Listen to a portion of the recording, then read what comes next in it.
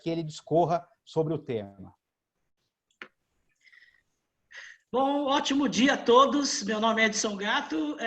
Vamos falar um pouco, né, principalmente para os gestores de RH, empresários, sobre essa questão bem complexa de planos de saúde e essa questão da pandemia. Então, temos bastantes assuntos, muitos indicadores de desempenho para a gente analisar conjuntamente, aí discutir. E conversei com o Marcelo, as perguntas vão ficar para o final.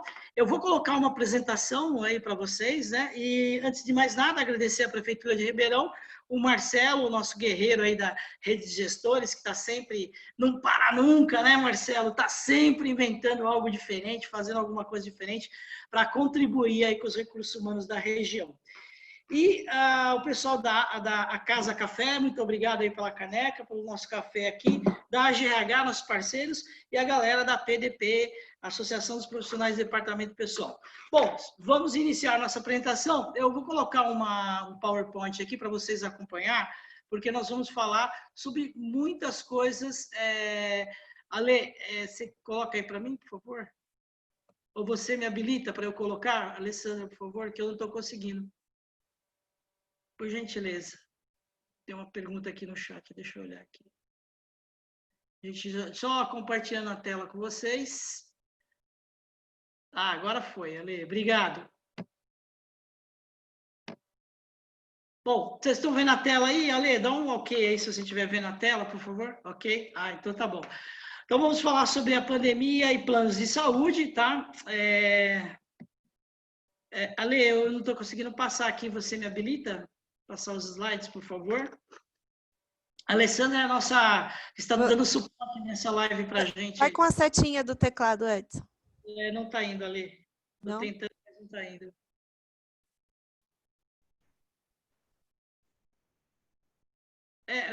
Passa para mim a apresentação, você consegue? Você alterou alguma coisa ontem? Não. Alterei. Aí foi. Foi? Consegui, está aqui, já está habilitado. Então, vamos lá. Começando aqui, eu vou colocar o meu currículo em tela, só para vocês saberem com o que está falando, né? Mas eu tenho 42 anos de experiência em saúde suplementar, não parece, né? Como vocês podem ver, já estou com 56 anos, 42 anos de experiência. Mas o que eu estou mostrando o currículo aqui, não vou ler, lógico, é para vocês entenderem o seguinte, ó.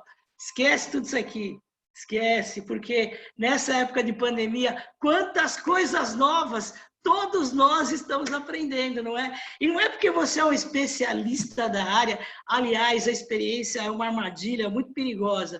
Às vezes a gente faz as coisas na experiência e não ouve, né? Nós, profissionais, não ouvimos os mais novos, as tendências novas que estão vindo, então é muito perigoso. Então, mesmo com toda experiência, esse período tem sido aprendizado para todos nós e vamos lá. Bom, vamos começar falando da pandemia e planos de saúde. Então, você, gestor que é RH, você que é dono de empresa, preste atenção aí que a gente vai falar muita coisa legal. No dia 20/3, a Agência Nacional de Saúde, porque nós temos um órgão que regula, né, assim como várias agências regulamentadoras, regula os planos de saúde do Brasil. Então, a agência, no dia 20/3, ela fez um pacto para a permanência do setor, muito preocupado com o que viria pela frente, preocupação em dar assistência, né? No começo da pandemia, ficou todo mundo meio apavorado, o que vai acontecer, e lógico, os empresários, gestores de RH e os próprios beneficiários preocupados também, teremos assistência? Então, a ANS se juntou lá com as operadoras e tentou fazer um pacto. Primeiro ponto fundamental que foi criado, telemedicina.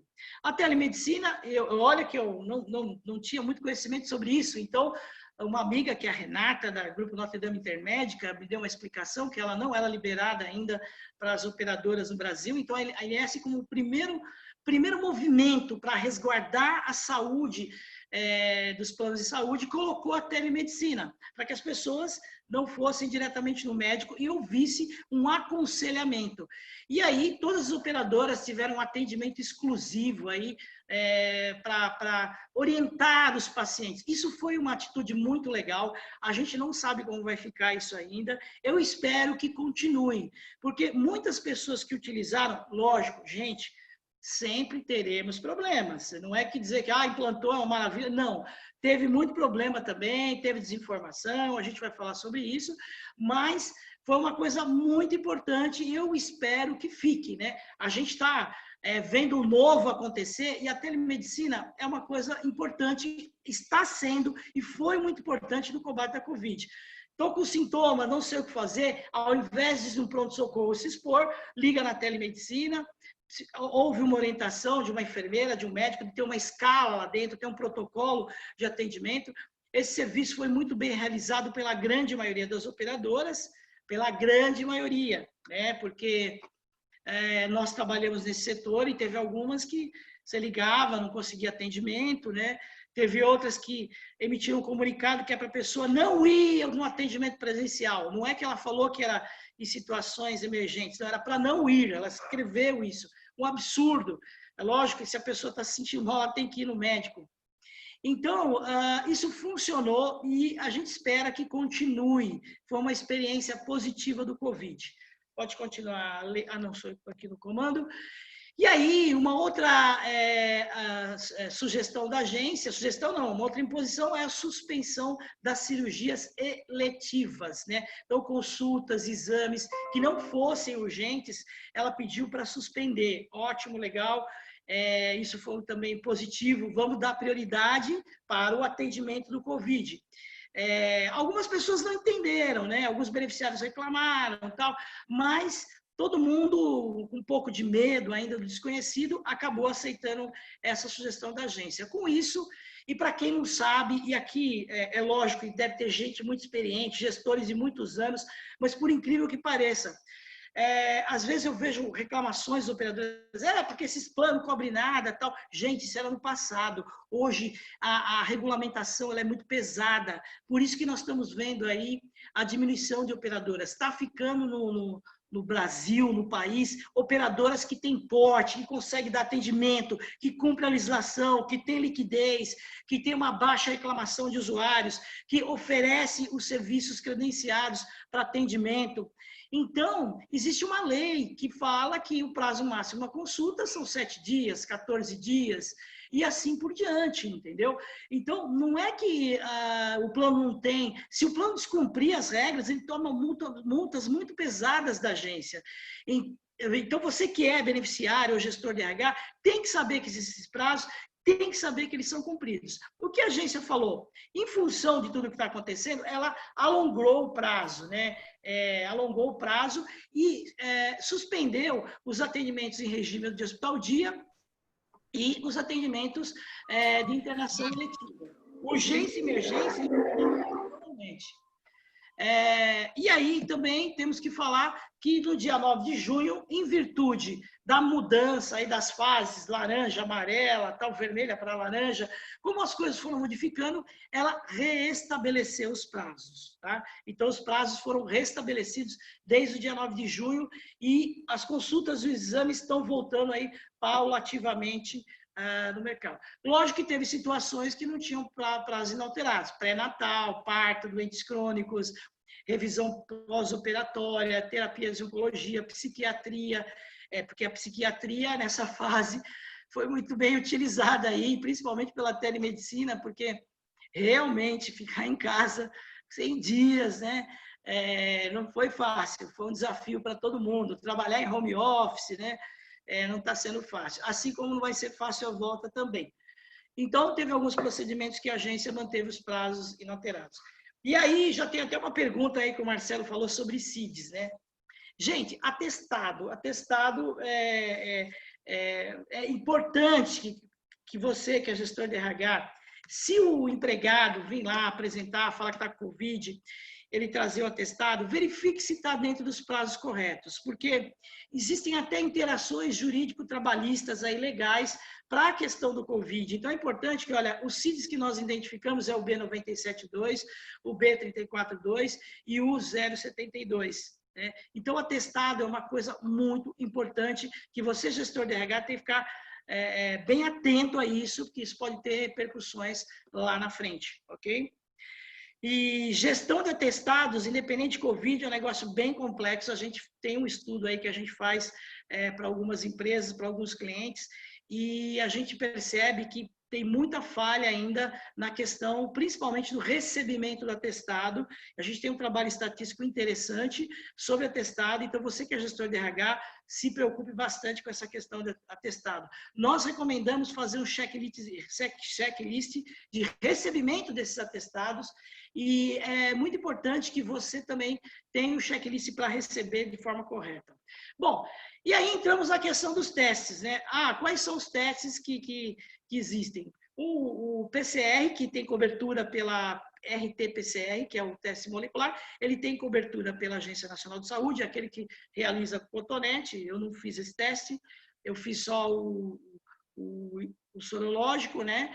E eu fiz o teste rápido também, graças a Deus é negativo, mas esse e eu quero falar dos exames para vocês, porque existe aí uma portaria, que nós vamos falar daqui a pouco, e a questão do teste tem muito a ver com a cobertura que o plano de saúde dá. Esses dois aí têm cobertura, o PCR há muito tempo, o teste rápido também. A agência autorizou esses outros testes aí que vocês estão vendo em tela, o de Mero, o procalcitonina, a pesquisa rápida de influenza, vários outros testes suplementares para as pessoas que estão internadas e tal. Aí a minha amiga do laboratório IACSP, a Simone, que gentilmente nos cedeu esse slide, colocou aqui para vocês entenderem a questão do teste no seguinte sentido.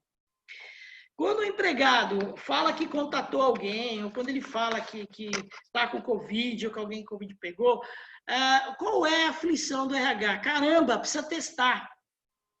E como que a gente consegue fazer esses testes? Então, a nossa amiga Simone, ela colocou lá que o teste molecular, você consegue só detectar o vírus de 3 a 8 semanas, depois tem o teste rápido, que é entre 8 e 14 dias, tem outro teste que é entre 15 e 20 dias, mais de 20 dias, e tem o SARS, que aí é outro período. Por que eu estou mostrando isso aqui? Eu não quero, com isso, fazer entender tecnicamente. Qualquer coisa, eu passo o telefone da Simone da IACSP para vocês e ela dá uma explicação técnica. Eu estou falando tudo isso porque teve uma portaria conjunta do dia 20 de junho agora, dia 18 de junho, do Ministério da Economia e da Previdência, falando sobre a questão dos afastamentos e sobre os cuidados, né, que essa portaria colocou, visando a prevenção, controle e mitigação de riscos da transmissão de Covid nos ambientes de trabalho. A gente não vai falar sobre a portaria, mas o que está pegando essa portaria? Ela fala que casos confirmados da Covid, casos suspeitos de Covid e, o mais crítico, contatantes do caso confirmados da Covid. Aliás, essa portaria é muito importante, não é objeto da nossa palestra, mas ela tem surgido muitos assuntos relacionados aos planos de saúde.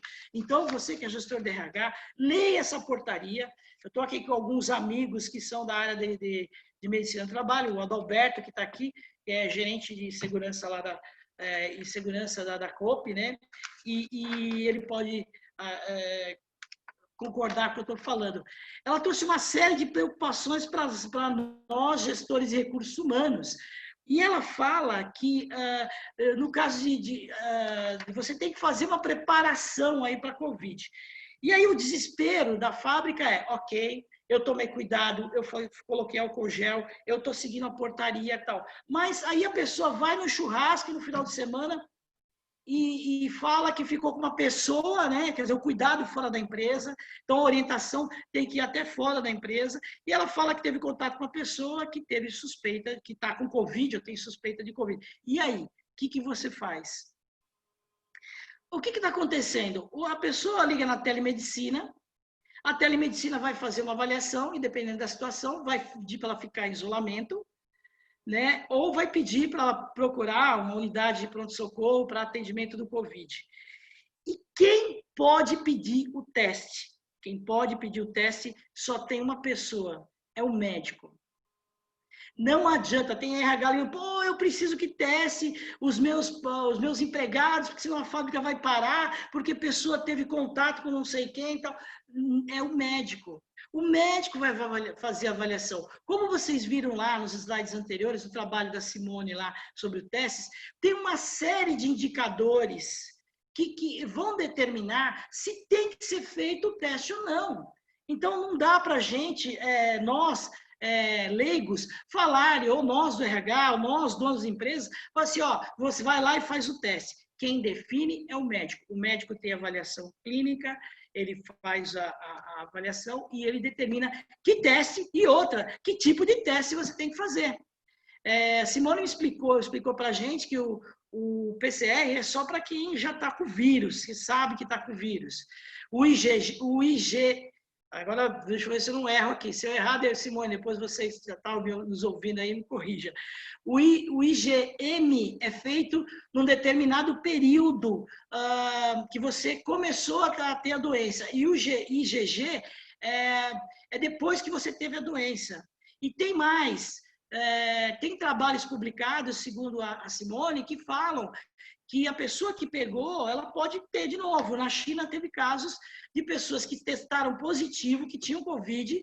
Então, ou seja, o organismo já reconheceu o vírus e depois de alguns meses ela fez o teste e deu negativo. Ou seja, então as pessoas têm a noção que eu vou pegar o vírus e depois já estou tranquilo. Não, não é assim. E o que isso tem a ver com os planos de saúde? As empresas precisam trabalhar. E aí, no caso agora dessa portaria que determina o afastamento do contratante, ficou muito difícil controlar isso. O que está acontecendo? Eu tenho clientes, como são as políticas? Aí você que é gestor deve estar fazendo alguma coisa aí também na sua empresa, alguma ação.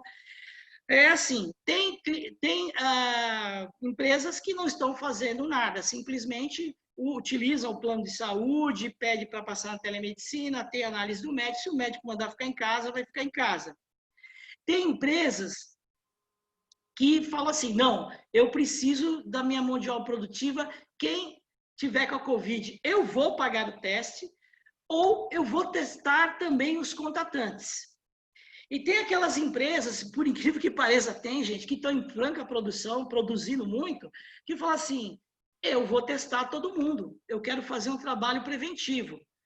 E aí, está testando todo mundo, e isso vai muita grana, porque os testes estão baixando aí os valores, mas eles estão com valores aí muito altos, não é qualquer empresa que consegue bancar o teste. Então, ela está testando todo mundo, só que assim, o teste, ele pode dar negativo. A Simone nos explicou que, principalmente o teste rápido, ele é feito com todo o material do sangue e tal, etc. Ele tem um índice de negatividade maior, entendeu? Então, não significa, se fizer o teste rápido numa farmácia, tem algumas farmácias autorizadas para fazer, que você não vai estar com Covid. É uma confirmação, entre aspas. Mais empresas, eu tenho uma empresa cliente que testou em 300 empregados e tinha um com Covid. Já afastou, já pegou as medidas de segurança dos caras que estavam trabalhando com ele, já fez um layout diferente. E ela precisa fazer isso, porque ela precisa produzir, entendeu? Então, pessoal, não adianta a gente reclamar. Quem pode pedir o teste é só o médico. E na telemedicina, eles já não vão tentar fazer o teste direto. Ele vai ter que passar no médico, o médico vai ter que avaliar. E nós temos vários casos relatados, que as pessoas estavam positivas, o médico mandou para casa e fazer o cuidado normal do isolamento, e aí o cara estava positivo depois, né? Piorou tal, e era realmente Covid. Com essa portaria aqui, com casos confirmados, suspeitos e contratantes, então agora não tem muito que a gente questionar, né? Aí entra uma discussão jurídica que a gente vai entrar aqui, mas eu queria fazer essa correlação da cobertura com os testes para vocês entenderem. Bom, muita gente perguntou, e a gente vai ver depois um dado estatístico sobre isso. olha, eu quero 50% de desconto na parcela, eu quero não pagar o mês de abril e maio, eu quero, sabe, foi realmente uma dificuldade para todo mundo. Mas, assim, não deixe de pagar seu plano, porque você vai ter um atendimento suspenso. O acordo não foi assinado, o acordo da Agência Nacional da Agência Nacional de Saúde e das operadoras não foi assinado justamente por isso. Porque no acordo a agência queria que as operadoras absorvessem essa inadimplência durante esse período, e elas não concordaram, e aí tem um comunicado da FENAES falando sobre isso, dando as explicações. Ou seja, eles têm as explicações dele. Por isso, só 9 operadoras assinaram esse acordo. Então, a Fena Saúde, desculpa, falei FENAES, Fena Saúde, não assinaram acordo, são as maiores operadoras aí que estão na Fena Saúde, e elas justificaram dizendo que tem dificuldade para cumprir isso, justamente porque ela tem que ter o capital, o dinheiro para ter a cobertura para os atendimentos da Covid. Ok? Então, evite, se você está com dificuldade financeira, tente negociar com a operadora, mas não suspenda simplesmente o pagamento, que você vai ficar sem um atendimento, tá? O que as operadoras fizeram? Coloquei as 4 maiores aqui, mas todo mundo mais ou menos seguiu essa linha, né? Deixa eu só minimizar aqui a tela, só um minutinho que eu... Elas acabaram, as operadoras até... para pequenas empresas, elas acabaram postergando os reajustes para a fatura de outubro, novembro e dezembro, não aplicaram. E aí colocamos algumas operadoras aí, o índice de reajuste anual dele financeiro, para vocês verem. Essas operadoras, com uma forma de também de parceria aí com os clientes, né, que somos nós aí que pagamos plano de saúde, elas postergaram os reajustes de maio, junho e julho, para essas datas aí. Foi uma coisa que eles fizeram para ajudar as empresas. Outra coisa que eu quero conversar com vocês, gestor de recursos humanos. Nós que trabalhamos em RH, a gente tem sempre a discussão entre a profissionalização, a humanização, a discussão ética, e é uma fase muito difícil, né? O empregado sai, teve muita gente que demitiu. Muitos empregados foram demitidos na hora que ele mais precisa do plano de saúde. E se por acaso o plano dele não é contributório e ele tem o direito de permanecer, às vezes a pessoa chega e fala, deixa eu ficar mais um mês, mais 2 meses, mais 3 meses. E isso é bem complexo, tá? Porque pela legislação, a pessoa só pode ter plano de saúde se tiver vínculo com a empresa. Então, se você demitir o funcionário, você tem que excluí-lo da operadora. Se você deixar por sua conta e risco, muitos problemas podem acontecer.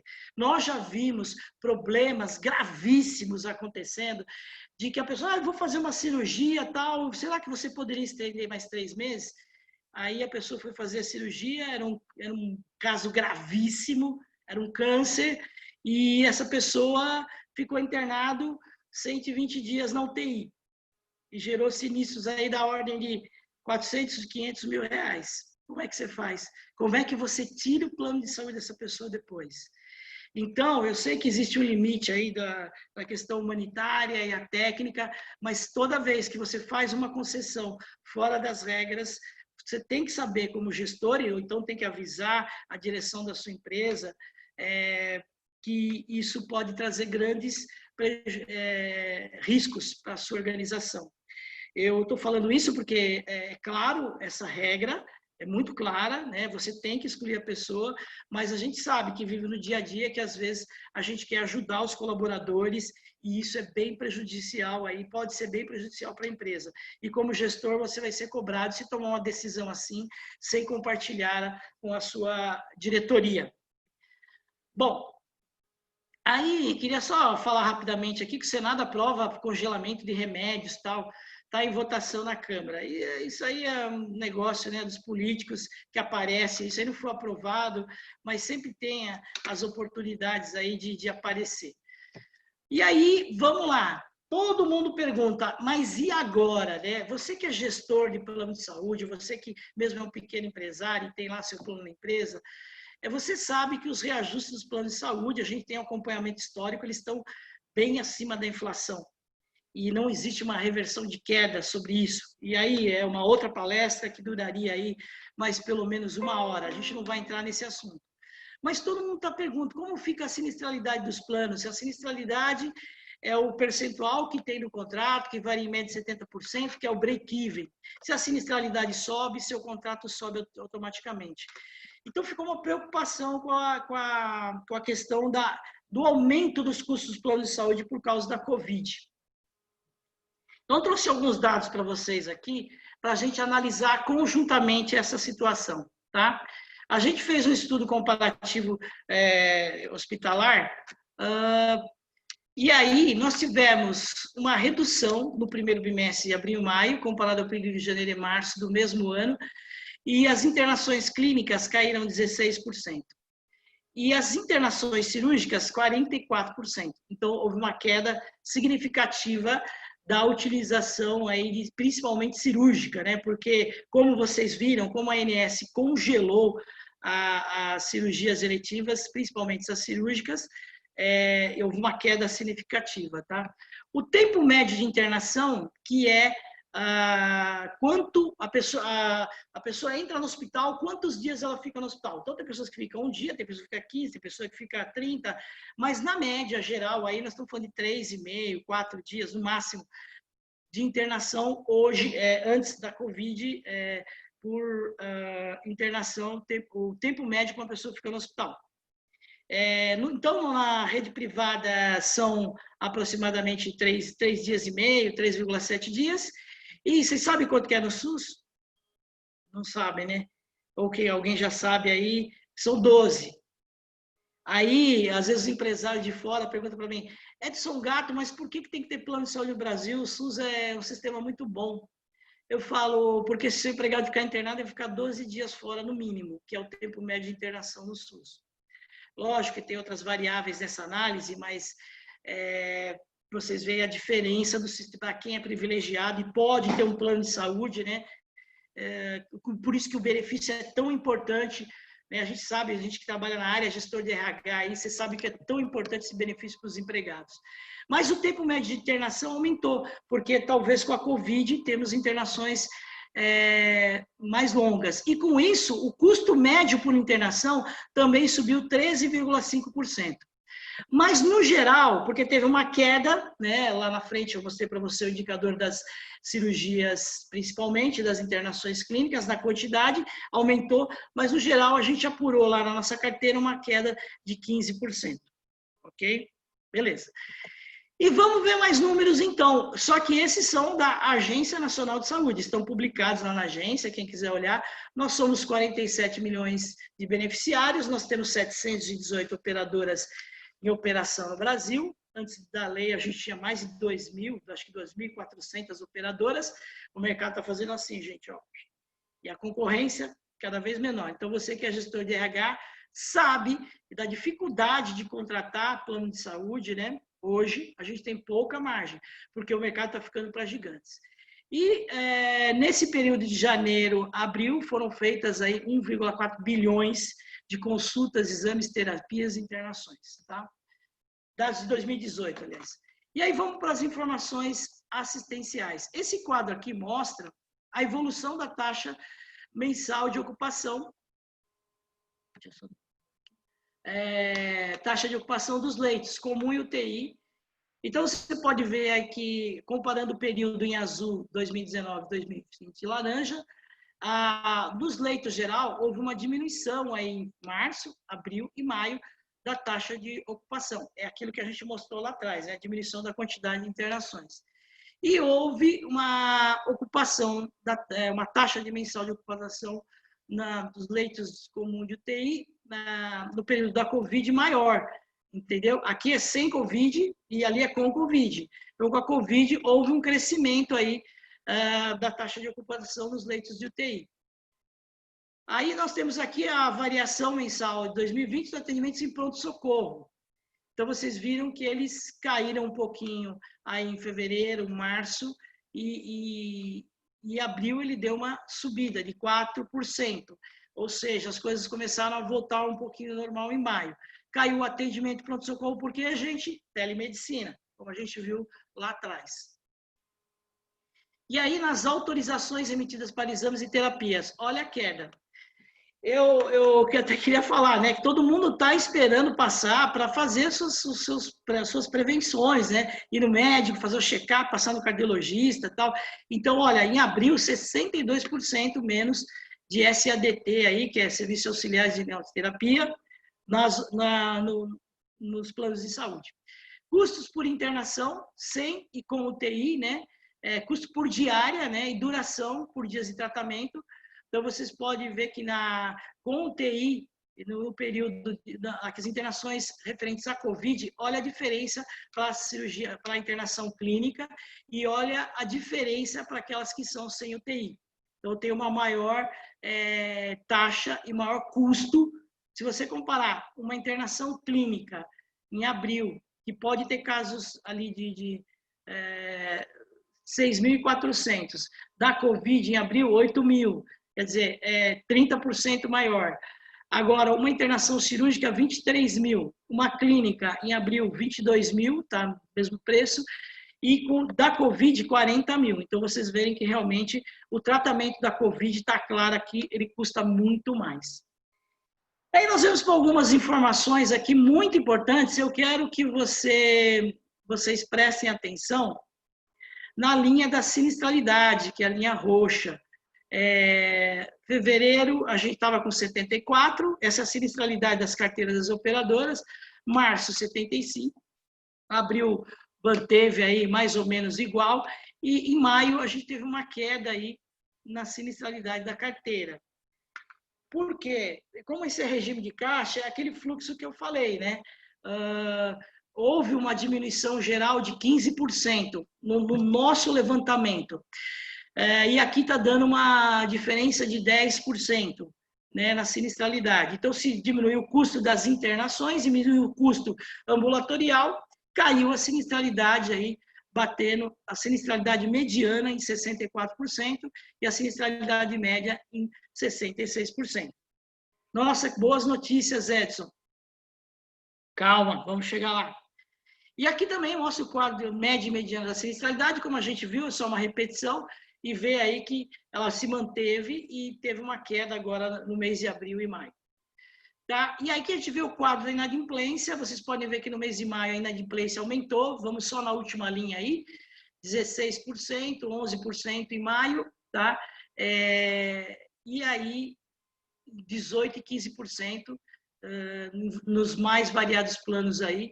O que menos teve inadimplência foi no plano coletivo, que é os nossos planos aí, são os nossos planos empresariais, 8%, porque muitas empresas precisam do benefício.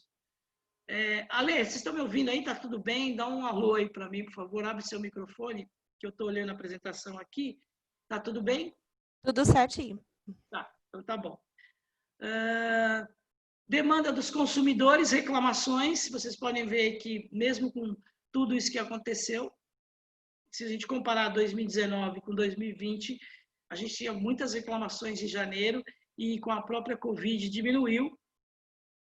Aí, demandas relacionadas à Covid, informações na Agência Nacional de Saúde, 7.140, informações 7.149, reclamações 4.701. Ok? Vamos pular esse quadro aqui. Reclamações de exames e tratamentos relacionados ao corona. A gente teve, sim, apesar de ser muito bem sucedida a telemedicina, nós tivemos várias informações encontradas por parte de algumas operadoras, não de todas, tá? E aumentou o número de reclamações na Agência Nacional de Saúde. Aí, ó, tivemos aí 452 reclamações em junho, já 10%, você vê que vem aumentando desde quando começou a Covid. Então, resumindo esses indicadores e finalizando a nossa palestra aí, né, que eu tinha 40 minutos para falar com vocês, qual é a nossa leitura, tá? Não estou dizendo que é isso que vai acontecer, mas eu acho que os dados mostram, gente, que tem uma retração nos custos aí. A gente viu que a sinistralidade abaixou, que o tempo médio de internação subiu, mas o custo por internação caiu. A gente mostrou uma série de indicadores para vocês, mostrando que houve uma queda da sinistralidade nesse período. Só que vocês lembram daquele número que eu passei de 42% de queda nas internações cirúrgicas? Então, o que acontece? Pode ter uma diferença de um número ou outro, vocês viram dados da agência e tal, mas, na minha opinião, como especialista da área, está acontecendo uma retração nos custos. Quem aqui não está esperando abrir o mercado para ir lá fazer a consulta com o cardiologista, fazer os exames que estavam esperando, o exame anual, a prevenção, as mulheres aí para fazer a prevenção? Todo mundo está esperando abrir para poder, aquela cirurgia, conversei com um amigo, estou com a cirurgia do septo, só estou esperando passar Covid, olha, eu preciso fazer uma cirurgia aqui que estava programada, estou esperando passar Covid, estou esperando passar Covid. Então, a tendência, para você que é gestor de RH, acompanha a sinistralidade da sua carteira, a tendência é os custos vão subir no segundo semestre. Todo mundo que ficou em casa aguardando agora vai realmente fazer tudo o que precisa, até porque não se sabe. Existe uma variação aí que a gente não sabe onde vai parar a Covid, de que forma as coisas vão acontecer. Talvez ainda tem muitas pessoas ainda com medo de ir para o hospital, ficar internado, né? Realmente não é recomendável. Aqui em São Paulo nós estamos numa fase já amarela, mas outros lugares aqui estão numa situação diferente. Então, assim, o que eu acho que vai acontecer? Eu acho que existe uma tendência natural de a gente ter uma evolução aí nos custos. Então, a mola vai expandir, né, gente? Consultas, exames, procedimentos, terapias, a mola vai expandir com certeza. Então, a gente está olhando aí com preocupação para o segundo semestre e principalmente para o início do próximo ano, 2021. A gente acha que vai haver, sim, um aumento dos custos, ok? Bom, e você que é gestor de RH, você que é da PDP, você que é gestor, que faz parte da GRH, da rede de gestores, o que a gente pode fazer? Eu sempre costumo dizer que RH é o cara, né? É o cara a ser seguido, é o guerreiro, é que faz tudo, é a pessoa que tem que cuidar das pessoas, é a pessoa que tem que olhar ao lado da empresa, né? Você pode fazer muita coisa, você é a liderança, você é o exemplo. Se você der o exemplo, as pessoas vão te seguir, os seus funcionários vão seguir. Buscar informação o tempo todo, informação de qualidade, estar antenado no que acontece, no mínimo ler a resolução número 20 ponta a ponta, está aqui hoje buscando as informações para você poder tomar as suas decisões na empresa. Esse é o primeiro ponto. Olhar internamente. Ninguém mais que você, RH, conhece a sua população, sabe o que eles precisam, sabe os hábitos, os costumes aí da sua empresa. Você conhece essa galera. Então, olha para eles, vê realmente se eles estão fazendo uma conduta aí frente ao Covid correta, ajudando eles na orientação da questão dos cuidados aí com a saúde e como usar melhor o plano de saúde dele. Saber como proteger a sua empresa, sabe? Ter um desenho de plano e contribuição que não gere riscos para a empresa. Olhar mais para dentro, menos para fora. O mercado de operadoras está ficando cada vez mais restrito. E isso requer várias coisas, entendeu? Ele requer que você olhe mais para dentro da sua empresa, a necessidade do seu negócio, a localização dele, o perfil da sua população, qual é a faixa etária, qual é o gênero que predomina na empresa. Tem muita coisa para você fazer internamente na sua empresa para que você tenha uma gestão correta dos benefícios. E, gente, agora é a hora da prevenção, né? E como RH, dá para você fazer bastante coisa. Eu acho que mudar uma cultura não é do dia para a noite. Você não vira a página assim, ó, hoje está assim, vai ser assado, de A para B. Mas se você, como gestor e como líder de RH, começar a fazer um trabalho de campanha preventiva com informação, usando o WhatsApp, usando as suas redes sociais aí da empresa, usando a comunicação com o seu empregado, orientando ele a utilizar, porque as multas são pesadas, hein? Se você não fizer corretamente, não registrar tudo que você está fazendo em relação à Covid e bater um fiscal aí, as multas são bem pesadas. Então, orientar as pessoas, comprar lá o tapete, colocar álcool gel, colocar informação, orientá-los em relação aos procedimentos que ele tem que fazer dentro e fora da empresa. Porque, como vocês viram aí na Covid, quem tem mais riscos são as pessoas que mais sofrem. Então, só tem um caminho, vida mais saudável, vida mais saudável, é bater nessa tecla, é se alimentar bem, é fazer exercícios, é ter uma privação de sono, é ter lazer, entendeu? Mesmo com todas as pressões que a gente sofre, o tempo do workaholic foi nos anos 90, isso já passou. As pessoas precisam ter uma vida saudável fora da empresa para ser super produtivos na empresa. Ninguém aguenta muito tempo uma pressão enorme. Então, vamos orientar, vamos fazer campanhas. Isso não custa caro, isso dá para você fazer, dá para você tem que ser esse agente de mudança da prevenção na sua empresa. E olha, as companhias têm trabalhos maravilhosos. Não vou citar nenhuma companhia especificamente, mas dá para você utilizar o que as operadoras têm, chamar eles para uma conversa, ver o que vocês podem me ajudar, o que vocês têm disponível.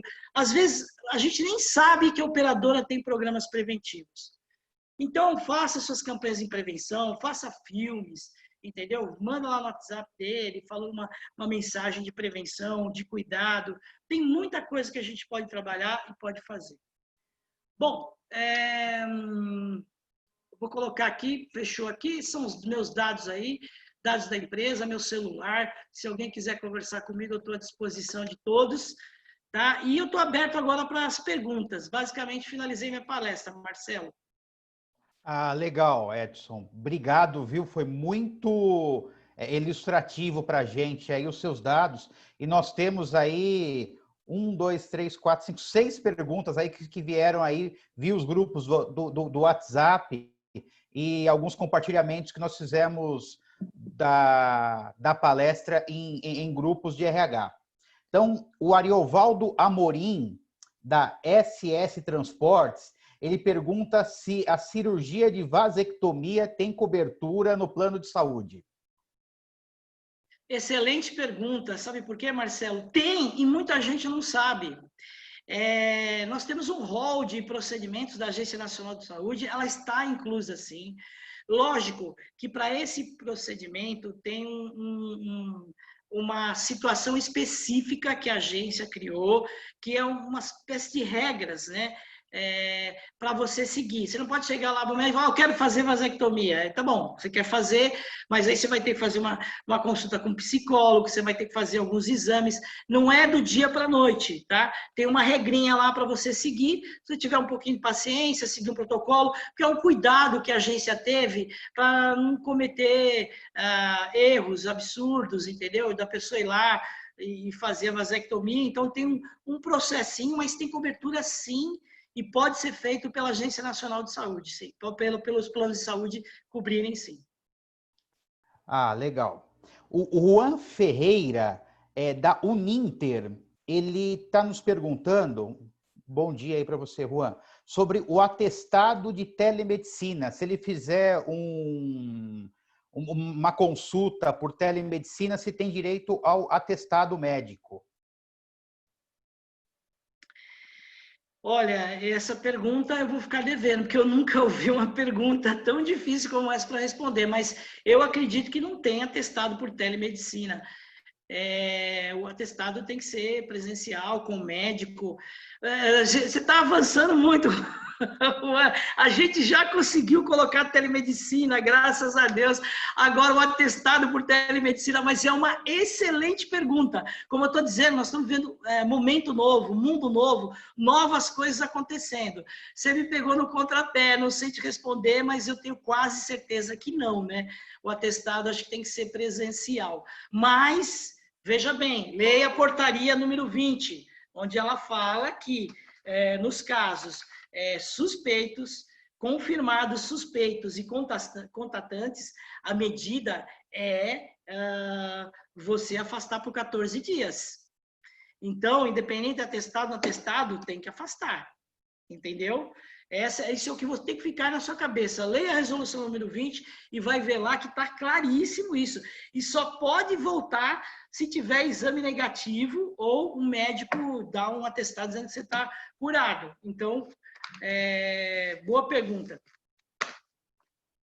Legal. Olha, as perguntas vão surgindo aqui. Eu vou combinar aqui, Edson, para a gente fechar as perguntas aí até umas 10 horas ou umas 5 para as 10, para dar o prazo. E depois, quem deixar a pergunta, eu te encaminho. E aí, se possível, você responde via WhatsApp ou até mesmo aqui pelo Facebook. Porque como vai ser compartilhado, então vira e mexe, a pessoa acaba colocando uma pergunta e a gente acaba respondendo.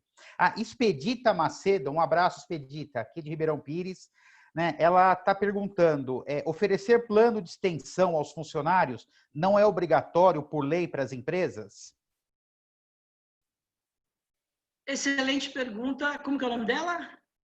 Eu não entendi. Expedita Macedo. Oi, Expedita. A Expedita sempre participa dos nossos cafés com RH virtuais, não presenciais. Aí um abraço para Expedita. Então, é obrigatório sim, se o plano da sua empresa for contributório. E para ser contributório tem que ter desconto do titular. Os artigos que regem isso, se você quiser olhar, são os 30 e 31. E tem a resolução normativa número 279 da Agência Nacional de Saúde, que determina que é possível, assim, fazer planos, a extensão, ele tem o direito de continuar no plano da empresa, pagando integralmente o valor que a empresa pagava nas mesmas condições que ele tinha de plano de saúde da empresa, por um período, se for demitido, que é o artigo 30, de 1/3 do tempo que ele contribuiu, com no mínimo de 6 meses, no máximo 2 anos. Se aposentar na sua empresa, ele tem o direito de ficar 1 ano para cada ano de contribuição e acima de 10 anos, enquanto a empresa existir, tiver benefícios, ele pode continuar no plano da empresa pagando integralmente os valores. Esse é um assunto muito polêmico, que tem que tomar muito cuidado. Na hora, Expedita, que se você for fazer o desenho do plano, é importantíssimo essa questão da contribuição. Dependendo da forma como você faz, você dá esse direito ou não dá o direito para o empregado. E aí fica por conta da política de recursos humanos de cada empresa fazer o desenho que permita ou não permita isso. E tem vantagens e desvantagens para os dois lados. Ah, legal. Temos mais uma pergunta aqui da Roseli Medeiros. Planos de odontologia, eles estão suspensos os atendimentos por causa do Covid?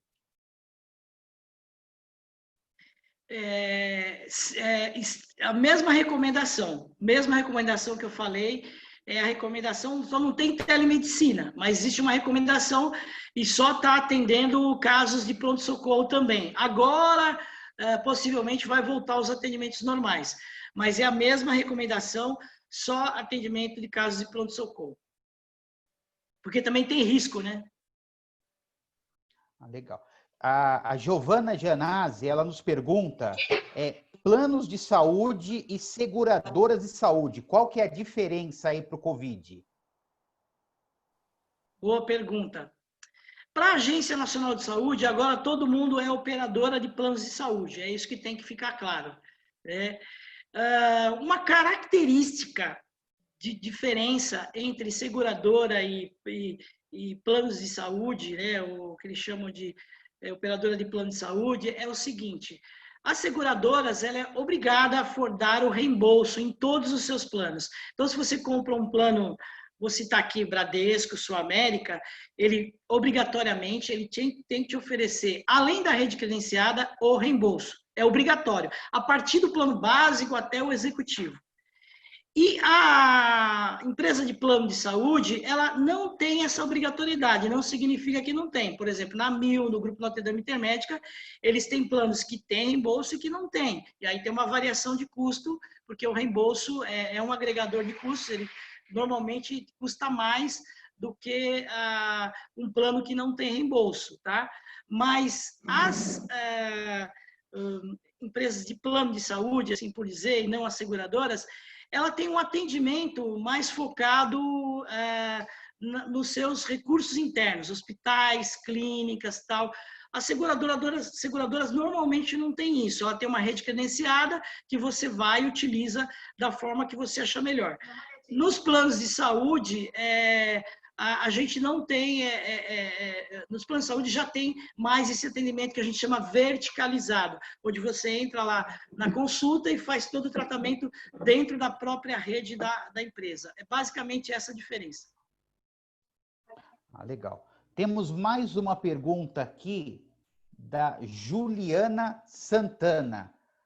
Planos individuais. Quanto tempo que a pessoa consegue ficar sem pagar?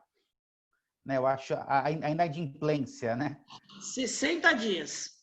Depois disso, o seu plano é cancelado. E olha, você que tem plano individual, ele tem uma grande vantagem. Não significa que ele custa menos, porque tem que ver aí cada contrato, né? A gente só consigo responder a pergunta se seu plano tem um custo adequado se eu ler o seu contrato, porque tem uns antigos aí que tinham umas regras de reajuste absurdas, tá? Que não foi adaptado. Então, se você tem plano individual, a recomendação é adaptá-lo, né? Porque tem muitos planos individuais antigos que não foram adaptados ainda. E os reajustes dos planos individuais, eles são diferenciados, entendeu? Eles têm um reajuste menor, porque quem determina os reajustes é a Agência Nacional de Saúde. Por isso que a gente não vê muito plano de saúde para vender de individual, mas vender no mercado. Mas é 60 dias normalmente. Não, veja bem, plano individual, só para ficar esclarecido, isso é muito importante, é aquele que você contrata direto com a operadora. Então, o seu CPF versus CNPJ da operadora. Não é o plano coletivo por adesão, tá?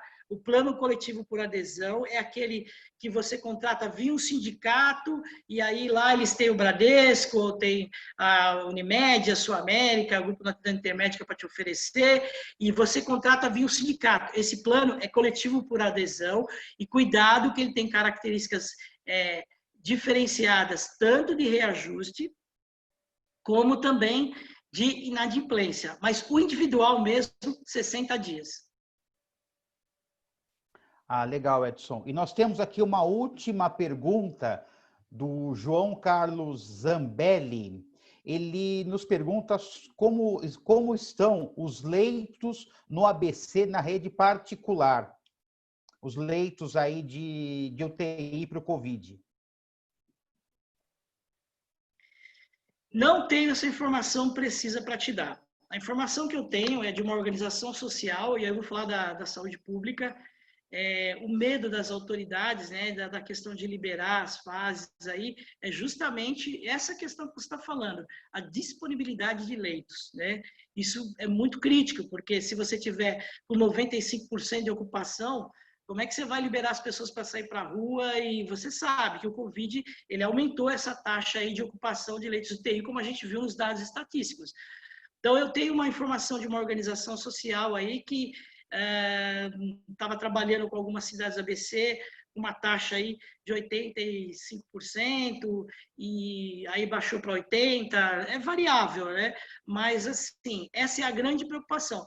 Dos particulares, não posso lhe falar com dados concretos e estatísticos, porque eu estaria não tratando aqui com a verdade. Mas o que eu posso dizer é que, no dia a dia, no atendimento, porque a gente tem uma empresa e a gente tem muitos clientes, né, milhares de clientes e beneficiários, e o que eu posso dizer no atendimento dia a dia, a gente não tem tido dificuldade nenhuma com as grandes operadoras aí em dar atendimento, não temos reclamação nenhuma, assim, olha, não consegui entrar na UTI, não teve problema. Eu acredito que a situação está bem equilibrada, porque muitas operadoras se prepararam muito para algumas mais que outras, lógico, mas se preparam muito para receber o atendimento. Então, volto a frisar, pessoal, temos lei, temos regras, as operadoras têm que seguir.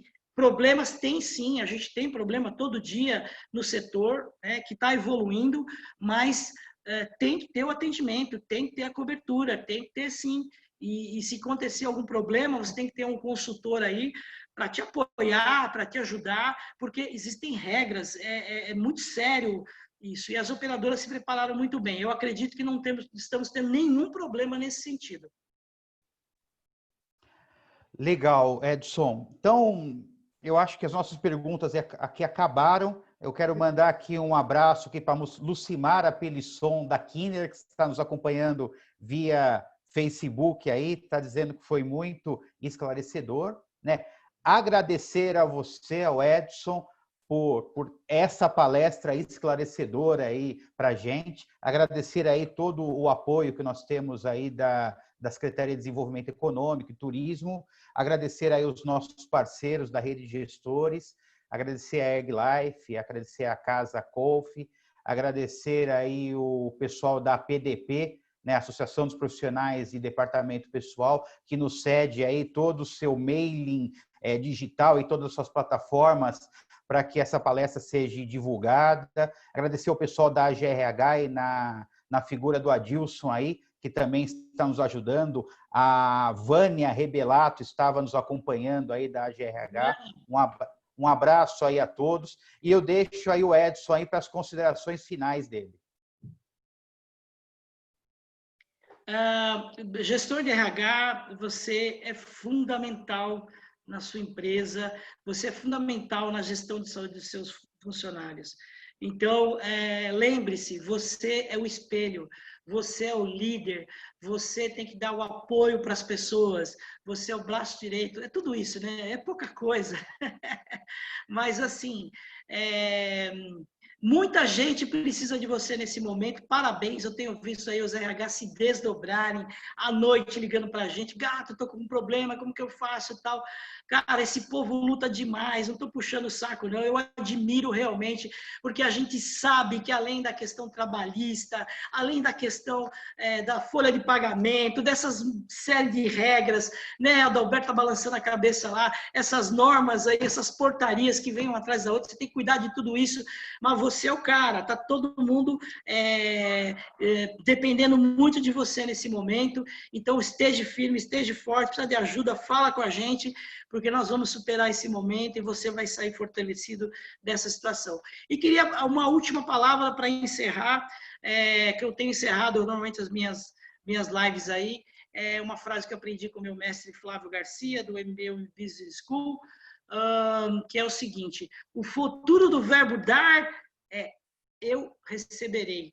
Então, contribua que você vai receber.